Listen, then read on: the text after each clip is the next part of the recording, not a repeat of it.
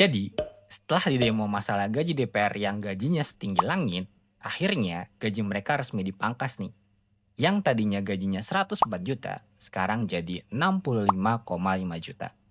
Tapi, masih banyak netizen yang protes nih. Ya, contohnya ini.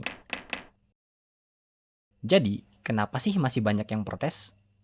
Oke, gue jelasin pelan-pelan. Disclaimer dulu, gue tidak provokasi apapun, tapi gue hanya menyampaikan fakta yang ada. Gue bicara secara matematika dulu ya. Tenang aja, nggak usah dibawa pusing. Cuma tambah sama kurang aja kok. Nah, kemarin itu yang paling diributkan itu kan masalah tunjangan rumah DPR yang 50 juta kan.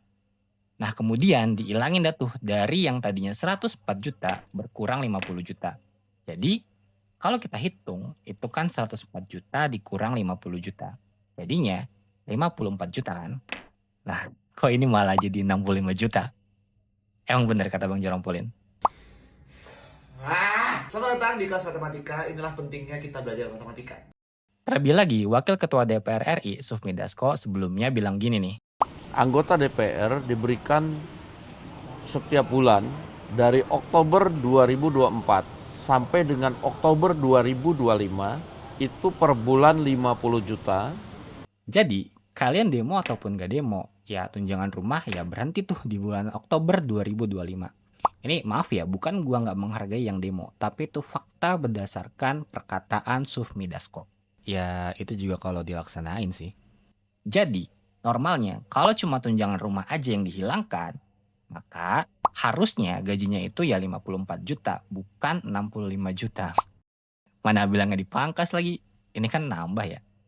Nah terus kenapa kok malah bisa jadi bertambah? Kayak gue bahas pelan-pelan ya. Pertama, sebelumnya tunjangan kehormatan itu kan 5.580.000. Nah setelah dipangkas malah jadi 7.187.000. Ini berarti nambah ya. Yang kedua, tadinya nggak ada tuh honorarium. Jadi yang tadinya 0 rupiah naik jadi 25 juta. Ini ketiganya gue tambah ya.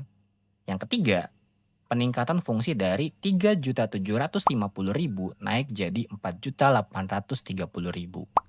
Yang keempat, tunjangan komunikasi yang tadinya 15.554.000 jadi 20 juta. Ini kalau dilihat-lihat menggabungkan tunjangan komunikasi dan asisten. Jadi kalau yang sekarang nggak ada tuh tunjangan asisten tapi dibundling ke komunikasi. Ya masih ada 2 jutaan lah ya kurangnya. Jadi ini masih bisa kita anggap bantuan listrik dan telepon yang tadinya 7,7 juta jadi 2 juta aja. Nah sebenarnya kalau dilihat-lihat ini aja sih yang dihilangin. Meskipun masih dibanding ke tunjangan komunikasi dan itu doang yang dipangkas. Jadi yang tadinya 7,7 juta jadi cuma 2 juta dan itu pun masuk ke bundling tunjangan komunikasi. Makanya sebenarnya gue masih bingung sih. Ini kalau gue lihat cuma bantuan listrik aja nih yang dipangkas. Bahkan namanya nggak ada ya. Ya karena mirip sih sebenarnya sama komunikasi ya. Jadi kalau masih ada mungkin bakal dipermasalahin juga. Nah terus bahkan tunjangan beras aja berubah tuh. Cara angka sih naik ya, tapi bedanya yang ini per jiwa dan yang ini enggak. Tapi kalau kita hitung yang ini jadinya buat 9 orang.